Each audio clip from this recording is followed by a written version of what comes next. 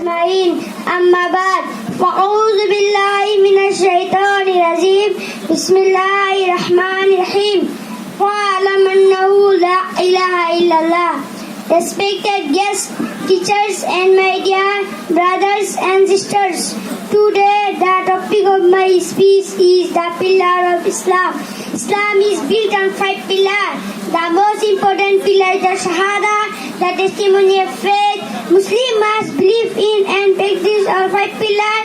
The 5 pillars are: number 1, Shahada, to bear witness that there is no God worthy of worship but Allah Azza wa Jalla, and that Muhammad sallallahu alaihi wasallam is the messenger of Allah.